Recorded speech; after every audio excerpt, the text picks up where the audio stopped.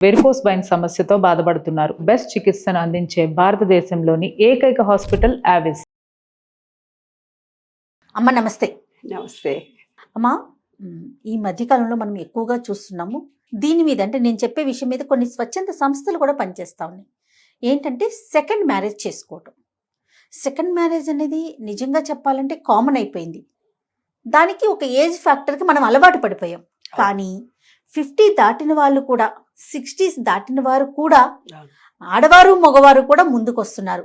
బహిరంగంగానే ముందుకొస్తున్నారు, బహిరంగంగానే వివాహాలు చేసుకుంటున్నారు. దీన్ని వేరే కోణంలో చూడొద్దు, చూడాల్సిన అవసరం లేదు, ఒక మనిషికి తోడు అవసరం అనే మాటలను కూడా మనం వింటూనే ఉన్నాం. మొన్న నేను ఒక వీడియో చూసానమ్మా. ఒక ఆవిడ, పెద్ద ఆవిడే, 50+ నుండొచ్చేమో.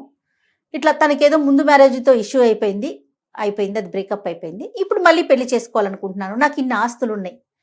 అది చెప్పినప్పుడు ఆవిడ ధైర్యం భలే అనిపించింది. మీరేమంటారమ్మా?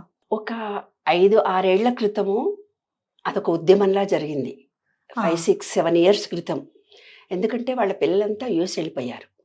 యుఎస్ వెళ్ళిపోయిన తర్వాత వీళ్ళంతా మంచి సంపాదనతో ఉన్నారు. పిల్లలు లేరు దగ్గరలో. ఇద్దరే భార్యాభర్త, ఇద్దరే ఉన్నారు. భార్య లేకుండా ఒక ఆవిడ, భర్త లేకుండా ముసలి వాళ్ళు ఉన్నారు. ఉన్నప్పుడు వాళ్ళు ఒంటరితనంతో బాధపడుతూ ఉన్నప్పుడు ఇది చాలా సక్సెస్ఫుల్గా జరిగింది నాన్న. ఇది 5-6 ఇయర్స్ క్రితం చాలా సక్సెస్ఫుల్గా జరిగింది. ఎందుకంటే ఒంటరిగా ఉండే మహిళలు ఎవరో తోడు కావాలనుకుంటారు, అది అవసరం కూడాను. తర్వాత పురుషులు కూడా ఒంటరితనంగా ఉన్నప్పుడు ఇటు అటు తిరగకుండా ఒక సంసారిక జీవితంలో గడపడం అనేది హిందూ సాంప్రదాయంలో మంచి అంశం కిందనే దీన్ని పరిగణించాం.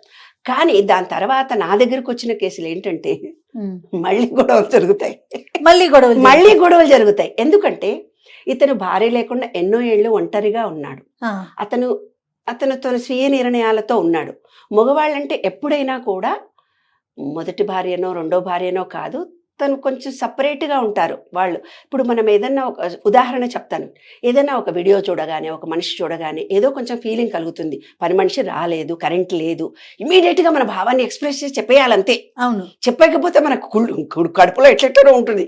ఏంటి పని మనిషి రాలేదని చెప్తుంటే కూడా ఎవరు వినిపించుకోరు నాకు అంటే ఆ వర్డ్ కడుపులో నుంచి మనకు బయటకు వచ్చేయాలి. ఈ మగవాళ్ళు అలా కాదు. తము చాలా సైలెన్స్గా ఉంటారు. తమ ఆవిడ భావాల్ని ఈయన అర్థం చేసుకోడు, ఈమె భావాల్ని అతను అర్థం చేసుకోరు. మళ్ళీ విడిపోతున్నారు. నాకు తెలిసిన 4-5 కేసులు ఇలా మళ్ళీ. ఎందుకంటే ఆమె స్వతంత్రంగా బతికినటువంటి మనిషి ఈయన హ్యాండ్ ఓవర్లో ఉండడానికి ఆమె ఇష్టపడదు. ఈయన స్వతంత్రంగా ఉండి ఏదో కొంచెం ఈమె కంట్రోల్లో ఉండాలని ఆయన అనుకోడు. మరి అప్పుడు రెండోసారి మళ్ళీ పెళ్లి చేసుకోవాలనుకునేవారు విడిపోకుండా ఆదర్శంగా ఉంటే బాగుంటుంది. పోనీ అనేక కారణాల వల్ల విడిపోతున్నారు. దీన్ని మరి ఎట్లా అర్థం చేసుకోవాలి? ఇప్పుడు వయసు అయిపోయింది. ఫస్ట్ యంగ్ వయసులో అయితే గనక మీరు అన్నట్టుగా ఒక 20-25-30 ఏళ్లకు ఒక భార్య ఏదో కారణంతో చనిపోవడం కానీ, విడాకులు తీసుకోవడం కానీ, ఆవిడకి ఏదో రోగంతో కానీ, పిల్లలు పుట్టక కానీ విడాకులు తీసుకున్నప్పుడు రెండో భార్యతో మగవాడు అడ్జస్ట్ అవుతాడు. ఎందుకంటే ఒక భార్యతో నేను ఇబ్బంది పడ్డాను, నా ఈగోతోటే ఆమెను దూరం చేసుకున్నాను, ఇప్పుడు నేను కొంచెం ఈగో తగ్గాలి అనుకునే భావనతో ఉంటాడమ్మా. ఆ ఏజ్లో ఉంటారు తప్పకుండా. అప్పటికి వైఫ్ వచ్చిన తర్వాత ఆమె వేరే కుటుంబం నుంచి వస్తుంది, ఈయన వేరే కుటుంబం నుంచి వస్తుంది. వీళ్ళ హావభావాలు వేరు, వాళ్ళు తినే వంటకాలు వేరు, వీళ్ళు తినే వంటకాలు వేరు. వంటతోటే సమస్య వస్తుంది తెలుసా. నాకు మా అమ్మ చేసినట్టుగా నువ్వు సాంబారు చెయ్యవెందుకు, అందులో కరివేపాకు వేయకుంటే ఎట్లా, అలా తొక్కలు తీయకుండా వంట ఎట్లా చేస్తావు, ఇక్కడ వస్తుందమ్మా గొడవ. భోజనం విషయంలోనే వస్తుంది. ఎందుకంటే పెద్దవాళ్ళు కదా వీళ్ళు. మనం ఏజ్డ్ పర్సన్స్ గురించి మాట్లాడుకుంటున్నాం. ఏజ్డ్ పర్సన్స్ ఒక రకమైన తిండికి అలవాటు పడిపోయి, ఒక రకమైన భావాలతో వంటకి. ఆమె ఏ నార్త్ ఆవిడనో, ఆవిడ ఏ ఆంధ్ర ఆవిడనో, ఈయనే తెలంగాణ ఆయనే రాయలసీమ వాడో, ఇట్లా డిఫరెంట్గా ఉండి వచ్చినప్పుడు అడ్జస్ట్ కాకుండా మానసికంగా ముసలి వయసులో మళ్ళీ బాధపడుతున్నారు.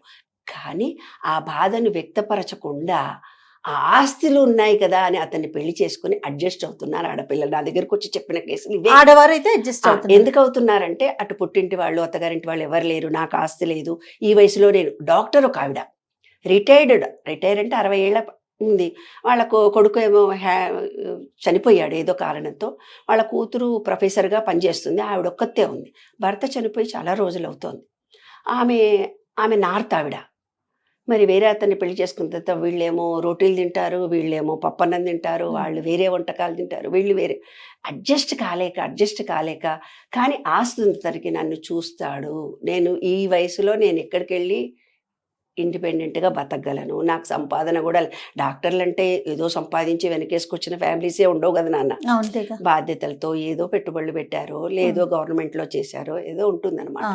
కాబట్టి అడ్జస్ట్ కావడం అనేది చాలా కష్టం అండి. ముసలి వయసులో ఇంకా కష్టం, ఎందుకంటే ముదురులు అంటాం కదా, ముదిరిపోయినటువంటి వ్యవహారంలో మనం అడ్జస్ట్ కావడం చాలా కష్టం. సీనియర్స్ పెళ్లి చేసుకున్న తర్వాత అడ్జస్ట్మెంట్లో ఇద్దరు ఇంకా మానసికంగా బాధపడతారు, ఇద్దరిలో బాధలు కలుగుతాయి. కానీ ఎమోషనల్ గా ఏమంటారు తెలిసిన మా ఫ్రెండ్స్ అన్నది, ఓ మా ఆయన ఇట్లా సతాయిస్తున్నాడు, ఆయన లేకుంటే నేను పెళ్లి చేసుకుంటా అంటారు. కానీ చేసుకోలేరు, చేసుకున్న అడ్జస్ట్ కాలేరు. ఎందుకంటే కొడుకులతోటి అడ్జస్ట్ కాలేని వయసు మనది. మా వయసు 60 తర్వాత అడ్జస్ట్ కాలేము. ఎందుకంటే అప్పటిదాకా నేను అనే వ్యవహారము, నా కోడలు, నా మాట, నా బిడ్డ, వాడు చెప్పినట్టుగా వినే భర్త కూడా వినడానికి ఒక రకమైనటువంటి వేవ్తో బ్రతికిన మనుషులము. అక్కడికి పోయిన తర్వాత మేల్ డామినేషన్ వస్తుంది. మేల్ డామినేషన్ ఫిమేల్ మీద చూపించిన, ఫిమేల్ డామినేషన్ మేల్తో చూపించిన వయసు కూడా సహకరించదు. అక్కడ ఏవో లోపాలు ఉంటాయి వాళ్ళకు కూడా, అంతే కదా. అలాంటి లోపాలు ఉన్నప్పుడు మళ్ళీ దూరాలు పెంచుతాయి, మానసికంగా మళ్ళీ కష్టపడతారు. మరి ఇలా చేసుకోవాలి అనుకునేటప్పుడు విమెన్ కి మీరు ఎలాంటి సలహా ఇస్తారు? మెన్ కి ఎలాంటి, ఆడవారికి మగవాళ్ళు ఇద్దరికి కూడా నేను సలహా ఇస్తాను.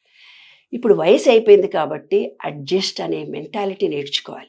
ఒక పని మనిషితో ఎలా అడ్జస్ట్ కావాలని నేర్చుకుంటున్నారో, ఒక డ్రైవరు రాకుండా డుమ్మా కొట్టినా, సరిగ్గా పని చేయకపోయినా, నీ అవసరానికి టయానికి రాకపోయినా ఇరిటేట్ కాకుండా ఎలా అడ్జస్ట్ అవుతున్నావో వైఫ్తో కూడా. వైఫ్ అనేసరికి ఏమవుతుందంటే పూర్వకాలం ధోరణిలో నేను చెప్పినట్టుని నా కాళ్ళ కిందే పడి ఉంటుంది కదా అన్న ధోరణి వ్యవహారం ఉంటుంది. ఆ వ్యవహారాన్ని తగ్గించుకోవాలి, అడ్జస్ట్మెంట్ కాగలగాలి. ఉన్న పరిస్థితుల్లో ఉన్నట్టుగా మేల్ కానీ ఫిమేల్ కానీ, నేను వేరే వాతావరణం నుంచి వచ్చాను, ఈయనవైతే వేరే వాతావరణం నుంచి వచ్చాను, కొంచెం అడ్జస్ట్ చేసుకోవడానికి అలవాటు పడాలి. మన కుటుంబ వ్యవస్థ చిన్నాభిన్నం కాకుండా నీ వాడు చేసుకుంటాను, ఈమె విడిచిపెట్టి ఇంకొక ఆమెతో పోతాను అనుకునే వయసు కాదు కదా నాన్న. ఆరోగ్య రీత్యా కూడా ఆమెకి ఏమన్నా డిసీజెస్ ఉండి బయటపడితే మళ్ళీ గొడవలు జరుగుతాయి. అందుకనే వయసు ఎక్కువ వచ్చి పెళ్లి చేసుకున్న వాళ్ళు ఇవన్నీ కూడా అర్థం చేసుకోవాలి. శారీరకంగా కూడా ఏమైనా బలహీనతలు మగవాడికి ఉండొచ్చు, ఆడదానికి. మగ ఆయన అందరు చూడ్డానికి పెళ్లి చేసుకున్నా శారీరకంగా ఆమెను సుఖపెట్టగలిగే అర్హతలు అబ్బాయికి ఉన్నాయో లేదో తెలీదు. కాబట్టి ఈమె ఎక్స్పెక్టేషన్స్ వేరే ఉంటాయి, ఈమె ఎక్స్పెక్టేషన్స్ వేరే. ఆ ఎక్స్పెక్టేషన్స్ నుంచి వ్యవహారం తేడాగా ఉన్నప్పుడు బాధపడకుండా అడ్జస్ట్ అవుతామనే మనస్తత్వం ఏర్పడినప్పుడు పెళ్లిళ్ళు చేసుకోవాలి. అమ్మ, ఇంకా ఓపెన్ గా మాట్లాడుకోవటానికి ఎలాంటి ఇబ్బందులు ఉండవు. ఎందుకంటే ఒక వయసు దాటిపోయి చాలా ప్రపంచాన్ని, చుట్టూ ఉన్న చాలా లోకాల్ని, చాలా మనస్తత్వాన్ని చూసి మళ్ళీ పెళ్లి చేసుకోవటానికి వెళ్ళబోతున్నారు అనుకుందాం. వాళ్ళిద్దరు ఏం అంటే ముందుగానే పెళ్లికి ముందే ఎలాంటి విషయాల్ని డిస్కస్ చేస్తే రెండోసారి చేసుకున్నది కూడా ఇష్యూ కాకుండా ఉంటాయి అంటారు? లేదమ్మా, పెళ్లి కాకముందు మాట్లాడుకోకుండా ఉంటేనే సంసారాలు నిలబడతాయి నాకు తెలిసినంత వరకు. ఎందుకంటే వీళ్ళు మాట్లాడే ఎమోషనల్ ఫీలింగ్స్కి, వాళ్ళు మాట్లాడే ఎమోషనల్ ఏం మాట్లాడుకుంటారు తెలిసిన, నాకు పిల్లలు సెటిల్ అయిపోయారు, ఇంతే మాట్లాడుకుంటారు. ఓపెన్గా మనం మహిళ మ్యారేజ్ ఏర్పాటు చేసినప్పుడు మాకి ఆస్తులు ఉన్నాయి, మాకి ఆస్తులు లేవు, మా పిల్లలు ఎలా సెటిల్ అయ్యారు, మా పిల్లలు ఎలా, నేను ఒంటరిగా బాధపడుతున్నాను. అట్లా 5-6 అలా మొత్తం వాళ్ళ భావాలు, వాళ్ళ వ్యవహారాలు చెప్పిన తర్వాత ఈయనకు నచ్చింది వాళ్ళు, ఆయనకు నచ్చిన వాళ్ళు వీళ్ళు సెలెక్షన్ చేసుకుంటారు అక్కడ. కానీ అసలు విషయాలు మాత్రం మాట్లాడుకోరు. ఎందుకంటే అసలు విషయాలంటే ఏంటంటే ఈమె ఎక్కడ అడ్జస్ట్ కాదు అన్న సంగతి. నాన్న, ఎదుటి మనిషిలో లోపాలించడం ఎల్కేజీ, తనలో తాను లోపాలించడం పీజీ. కాబట్టి తనలో తాను లోపాలు ఎంచుకునేటట్టయితే కనుక తన బిడ్డలతోటో పని మనిషితోటో ఓల్డేజ్ హోమ్లోనో అడ్జస్ట్ అవుతారు వీళ్ళు.